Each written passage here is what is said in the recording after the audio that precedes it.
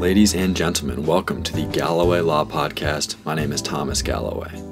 Dr. Jonathan Hassid is a professor of political science at Iowa State University, and his research focuses on Chinese journalists and how the Chinese government censors the media. Today, he returned to the podcast to discuss his paper, Why Chinese Print Journalists Embrace the Internet. Now, we discuss a lot of the background of the paper in the podcast, so it is not necessary for you to read the paper, but if you're interested, it is linked below. If you enjoy this interview, please subscribe and share with a friend. It really does help. And now, to the interview.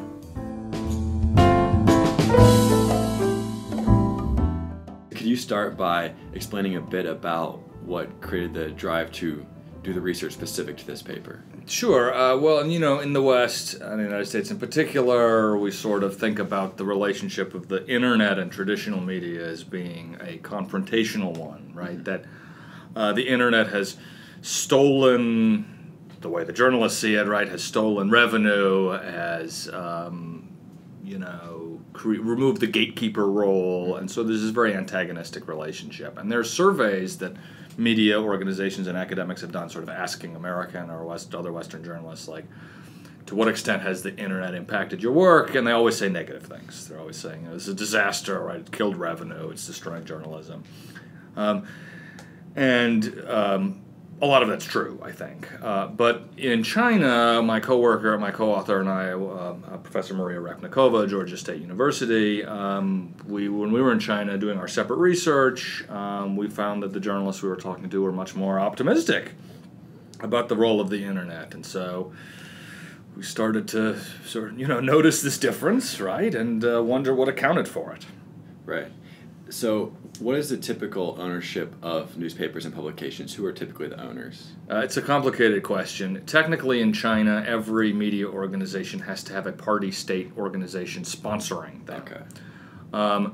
That doesn't mean ownership, but it does mean that we'd call it a managing unit. Basically, they're responsible legally for content produced by the media organization under their umbrella. And so this means that in theory, there are no private media organizations in China, okay, because a private media organization can't get someone to sponsor them, a government organization to sponsor them. In practice, there is a lot of private investment in a lot of different media companies. So what will happen is, for example, there's a Chinese news magazine that's very prominent called Hassid, which does financial reporting. It'd be like a Bloomberg or a Wall Street Journal. But not daily. And Hassid is their official sponsor is the China Securities Regulator, but in reality it's a private media organization funded by private investors. And there's some sort of, I don't know exactly what their split is, but there's some sort of ownership split between the two. Right. So, but to have a newspaper in China in particular is television is much more restrictive. But even to have a newspaper, which is sort of medium restrictive among media organizations, you have to have this party-state sponsor who are legally responsible for you. You have to have at least 300,000 RMB in registered capital. You have to have a lot of different approvals. And so in practice, there is private investment in the media, but it's all massively regulated by the state. Okay. So basically all the publications are government sponsored. It's so tricky, right? Right. We think about we talk about the Chinese state media, and there are organizations. For example, there's the mouthpiece of the Communist Party, People's Daily, right, which is a state paper, run by the party state. But then there are organizations like Hassid, which are officially sponsored by the securities regulator, but in practice run as a private company. Right.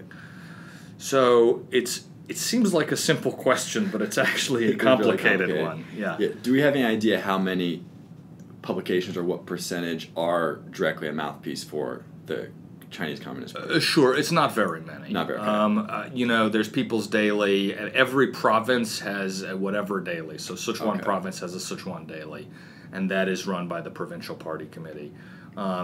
So there are, 35 odd of those, plus there are a few other there's a national broadcaster, CCTV, which has a number of channels.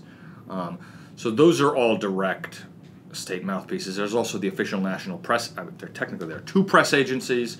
There's Xinhua News Agency, and there's also China News Service, and these are both party organs as well. Right.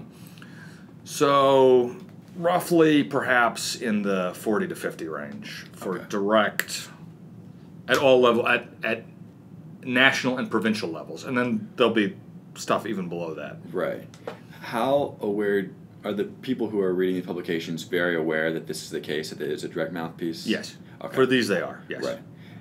What kind of change did you notice as you're conducting your research from 2006 to 2015? Just in the press in general? Yeah. I mean, things are much worse today Okay. for journalists. So in 2006, for example, journalists had much more space to do controversial things. They had much more space to push the boundaries of acceptable coverage. Today, under Xi Jinping, that's basically closed. And so the number of investigative journalists in China, which was never very high, one survey from around 2006 found that there were something like 2,000 investigative journalists in China, pure investigative journalists in China. Today, that'll be down to a few hundred. Right. Just because the political walls have closed, and it's a lot more difficult for journalists to do anything that approaches sensitivity. Right.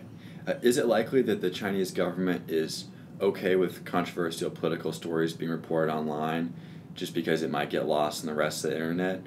Or would they be worried about how it can reach way more people? Both. And it also differs by level of government. Generally, inside the central government, the big fight is between more information and less. But that doesn't mean that there are people inside the central administration who want a freer internet and a freer media for local levels, because that gives the central government information. Right. The central government in China is starved of information. They have a very hard time. It's a vast country. The central administration is very, very tiny. And so, there are perhaps 30,000 people working in the central level ministries in Beijing, which is about as many people as work at the USDA, for example, right? And this is for a much larger country. Right. And this doesn't include all of the other U.S. government organizations. And so the central government in general is starved of information, especially about local misdeeds, and so there is a kind of a push from a lot of people inside the central government to open up lower levels of press to report on misdeeds so the central government can solve it. However, that's maybe half or less, certainly less than the less influential half of the central government. The other half of the central government are Xi Jinping types who just want to close everything down. That's at the central government. Governments at lower levels generally just want a restricted press. They're not interested in having an open press because they want to control it, because that helps their promotion prospects. Right. If one publication is doing investigation into a controversial story, is it likely that other publications are investigating that as well to help support them, or is it more of you guys get in trouble by yourself, we're just going to stay out of the way? It depends on the issue. Anyone blazing a new trail and investigating a new topic is doing something risky, right? Especially now. So probably they're the only people doing that. But if it blows up online, if something becomes a happening online, an event, a meme, then the floodgates are open and lots of people do reporting. So both happen. Right. So at least in our country, from my perspective, which is somewhat limited, but it seems that a few years ago people were believing everything they read on the internet, and then the whole fake news happened, and now we're just calling everything fake news. What is the general sentiment among the Chinese people towards what they read online? Trust is, it's interesting. Trust is relatively low. China has higher levels of social trust than the United States does. So if you ask people, do you trust your neighbors? Do you trust the people around you? In China, by most reputable surveys, the numbers are actually quite a bit higher. People have higher trust, but that doesn't apply to the government necessarily. People are suspicious of news sources, but just being suspicious of something doesn't negate its impact.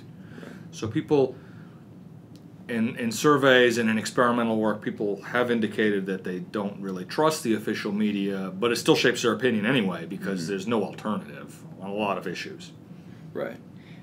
So initially, when they're just print publications, you had these edgier sources who were probably willing to push the boundaries a little bit. I imagine that since the internet has been maybe a little more edgier. Sure. And then what has happened to those print publications who are initially the ones who are pushing the boundaries, and they seem to be lost in the middle a little bit, maybe losing their niche audience? A lot of it has not been because of the audience effects, but because of political effects. Okay. So, for example, for a long time, the boldest, the most aggressive newspaper in China was something called Southern Weekend, which was a weekly published in Guangzhou in southern China. The government, the central government, and more recently the Guangdong Party Committee, the provincial party committee, have really gone after them. And so there have been successive, every 6 months there's an editorial change. Journalists have been fired. Journalists from the paper have wound up in prison. And over time it's just really beaten the paper down. And so it's not an audience effect, right? Mm-hmm. That's a censorship effect. Right. But it is true that, of course, to a certain extent, yes. Of course, a lot of stuff gets reported online, but in general, the party state is happier with controversial issues showing up first in the media, in the newspapers, and then moving to the internet, because it's easier for them to control the narrative that way. Right.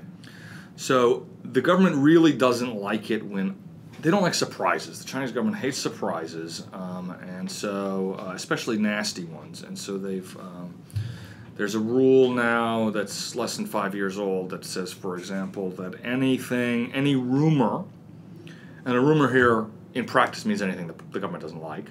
Doesn't matter if it's true. But a rumor that is, liked more than 5,000 times, or that's viewed more than 5,000 times, or forwarded or commented on more than 500 times, is a crime, is a state crime. And so people are now in prison for this, for forwarding so-called rumors, which are true. So one of the biggest rumors that people got in trouble for was saying that there was huge problems in the stock market. And this was weeks before the Chinese stock market really, really tanked in 2016. And the journalists who reported this went to prison for spreading rumors. The rumors were accurate, right? Mm-hmm. But they went to prison anyway, as did some regular internet users. Right. So how has the fact that it's easier to take down an online article than it would be to retract a print publication, how has that changed the media environment? It's mostly, in some ways it's changed it for the better. So it's true that you don't have to seize an entire issue now and pulp it, which is expensive for a newspaper to do. But it also means that it's easier. I think that this means that the party state is more willing to do it, right? They're sort of more willing to demand that articles disappear in a way that they perhaps were a bit more reluctant to do before. Right. Because it's free now to do that. Yeah, it's easy, yeah. So how has the ability to get feedback online that they may not have been able to as a print publication, how has that changed? Yeah, it's definitely changed journalists' work routines. Right. So 10 years ago, journalists got their tips from people calling in, they got their tips from their contacts, they got their tips from other reporters. So there's something called the spilling news technique, where if you are censored by your local government on something, sometimes people will kick a story to somebody else. Mm-hmm. This never happens in the Western press, right? No one gives up a scoop to their competitor. But in China, it happens pretty regularly. And so that's, so that's how journalists often got their stories in the past. Now it's all internet, right? Now they're getting their stories from online just like everybody else. And so, in a certain way, that's democratized news gathering. I think it's made the Chinese print business a bit less elite-focused, right? They're interested more in the happenings of ordinary people and less in what their network of journalists is telling them is important, which is something. But the media have also lost their gatekeeping role, which is, depending on how you look at this particular issue, is either problematic or perhaps wonderful. Right. Could you talk about the role that internet portals play in China? Sure, yeah. Internet portals are hugely important, much more important in China than they are in the U.S. You're too young to remember, but back when America first got internet, everyone went through AOL, and that was like an incredibly important portal in the 90s. And so China, in a certain way, never grew out of that, or their internet is such that people get do a lot of their interactions online through these big portals, through Sina, through Sohu, through Tencent and other sort of providers. that are all in one-stop shops, right? I mean, we have that. There's Yahoo, but nobody uses it anymore. Right. But in China, people still do. And so these portals really are the gateway to the Chinese internet. Portals also are not legally allowed to do their own original reporting. They have to legally rely on so-called reprints, zhuanzai, from media outlets. And I mean, in practice, there are ways they kind of skirt the rules. But it does mean that there is still a big role for traditional media to play because the portals, which are usually important, are reprinting content from everybody else. Right. It mentioned that the portals pay about $15,000 US. That's old now. Okay, that's old. I don't have current figures. Right. On Even that. at the time, though, does that seem low for? It was low, yeah. It wasn't much. But this was also, I mean, we did this research now, more than 10 years ago, right? And so at the time, the news outlets were still getting most of their money from advertising and subscription. Right. And so the 100 or 150,000 renminbi they were getting from the portals was a pittance in their revenue, but it didn't matter because it wasn't cannibalizing their revenue. Right. So now that the internet is cannibalizing their revenue, I'm sure that reprint fees are higher, but it's not nearly offsetting the loss in eyeballs that the traditional media have suffered. Right. The paper mentions a lot about the Twitter-like portals or Weibo. microblogs. Yeah, Weibo. Can you talk a little bit about that? Sure. I mean, it's basically a Twitter clone with some other features added that we don't have here. That really blew up on the scene starting about 2011, but it peaked in 2012 or 2013, and since then, I mean, it still has hundreds of millions of users, right, but has declined relatively in influence to another platform, which is called WeChat. Okay. And WeChat is harder to study from an academic perspective because Weibo, the micro Twitter, if you like, everything's public. It's like Twitter, so it's easy to collect data. It's easy to scrape.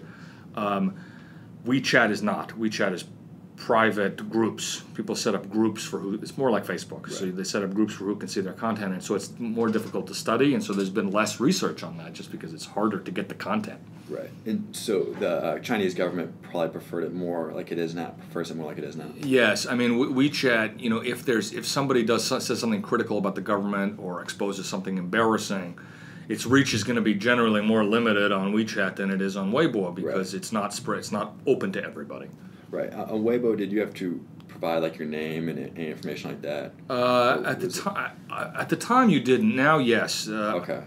Technically, since 2012 or so, there's something they call real name registration, and the Chinese government has been pushing this. There have been a whole rounds of this. It's clear that it hasn't worked, or they wouldn't have kept emphasizing you have to do this, you have to do this, you have to do this.